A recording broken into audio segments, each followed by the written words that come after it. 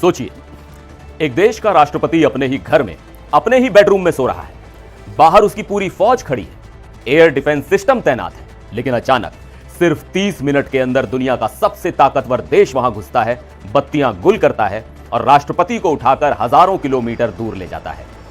यह कोई फिल्म की कहानी नहीं है, यह वेनेजुएला में हकीकत में हुआ है। अमेरिका ने वो कर दिखाया है जिसकी कल्पना भी किसी ने नहीं की थी। नमस्कार, मैं हूं सिद्धार्थ प्रकाश। आज हम बात करेंगे इतिहास के सबसे खतरनाक और चौंकाने वाले मिलिट्री ऑपरेशन की। कैसे अमेरिका ने वेनेजुएला के राष्ट्रपति निकोलस मादुरो को उनके ही घर से अगवा कर लिया। आखिर उस रात कराकस के आसमान में क्या हुआ था और अमेरिका ने इतनी बड़ी कार्रवाई को अंजाम कैसे दिया। आज एक एक डिटेल आपको बताऊंगा। सबसे पहले समझते हैं कि इस ऑपरेशन की तैयारी कैसे हुई। यह रातों रात लिया गया फैसला नहीं था। डोनाल्ड ट्रंप ने फ्लोरिडा के मारे लागो रिजॉर्ट में एक प्रेस कॉन्फ्रेंस की। उन्होंने साफ कहा कि यह अमेरिकी सेना की ताकत का सबसे बड़ा प्रदर्शन है। आपको जानकर हैरानी होगी कि इस हमले से महीनों पहले अमेरिकी इंटेलिजेंस एजेंसियों ने मादुरो की जासूसी शुरू कर दी थी। बात सिर्फ उनकी लोकेशन तक सीमित नहीं थी। अमेरिका को यह तक पता था कि मादुरो क्या खाते हैं, कब सोते हैं और उनकी पत्नी सिलिया फ्लोरेस किस वक्त कहां होती हैं। लेकिन सबसे चौंकाने वाली बात यह है कि अमेरिका ने इस मिशन की प्रैक्टिस कैसे की। ट्रंप ने खुद बताया कि अमेरिकी सेना ने मादुरो के घर जैसा एक रेप्लिका यानी एक बिल्कुल नकली घर बनाया था। उसमें वही स्टील, वही दीवारें और वही कमरे थे जो असली घर में थे। अमेरिकी स्पेशल फोर्सेस ने महीनों तक उस नकली घर में घुसने और मादुरो को बाहर निकालने की रिहर्सल की। इसे नाम दिया गया था ऑपरेशन एब्सोल्यूट रिजॉल्व। अब आते हैं उस शुक्रवार की रात पर। अमेरिका में रात के 11:46 हो रहे थे जब डोनाल्ड ट्रंप ने इस मिशन के लिए ग्रीन सिग्नल दिया। जॉइंट चीफ्स ऑफ स्टाफ के चेयरमैन जनरल डैन केन के मुताबिक मौसम ने भी अमेरिका का साथ दिया।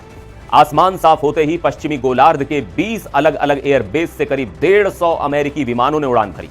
150 विमान। आप अंदाजा लगा सकते हैं कि यह हमला कितना बड़ा था। जैसे ही अमेरिकी विमान वेनेजुएला की सीमा में दाखिल हुए, सबसे पहले वहां के एयर डिफेंस सिस्टम को जाम कर दिया गया। ट्रंप ने कहा कि कराकस शहर की लाइटें बुझा दी गई थी।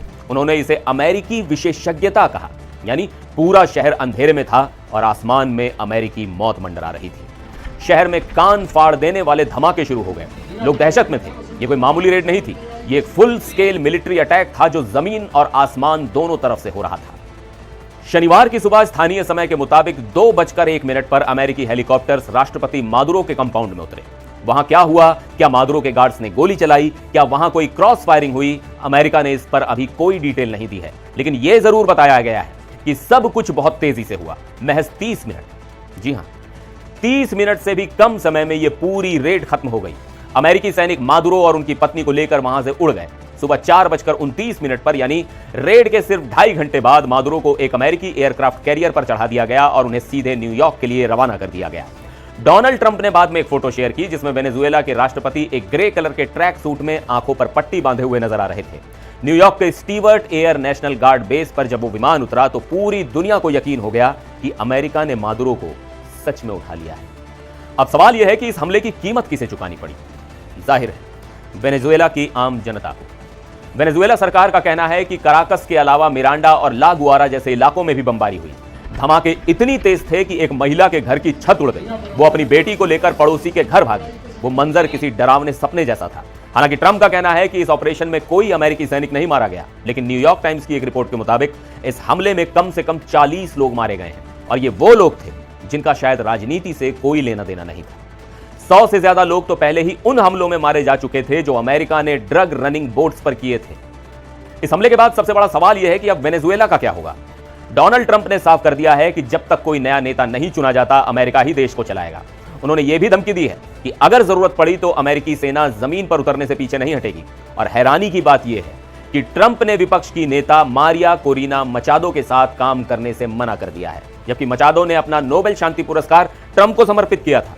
ट्रंप का कहना है कि मचादो के पास देश के अंदर समर्थन नहीं है। फिलहाल वेनेजुएला के सुप्रीम कोर्ट ने उपराष्ट्रपति डेल्सी रोड्रिग्स को कार्यवाहक राष्ट्रपति बना दिया है ताकि सरकार का कामकाज चलता रहे। कोर्ट ने कहा है कि वो देश की संप्रभुता की रक्षा करेंगे। ट्रंप ने भी इशारा किया है कि अगर रोड्रिग्स अमेरिका की बात मानती हैं तो शायद अमेरिका वहां कब्जा ना करे। तो यह थी कहानी उस ऑपरेशन की जिसने 21वीं सदी में युद्ध और कूटनीति की परिभाषा बदल दी है। एक राष्ट्रपति का अपहरण, एक देश पर बमबारी और फिर उसे चलाने का दावा। यह मामला यहीं खत्म नहीं होने वाला। आपकी इस पूरी घटना पर क्या राय है? क्या किसी देश के राष्ट्रपति को इस तरह उठा लेना सही है? अपनी राय हमें कमेंट बॉक्स में जरूर लिखकर बताइएगा। फिर मिलेंगे एक और वीडियो में, देखते रहिए एनडीटीवी इंडिया।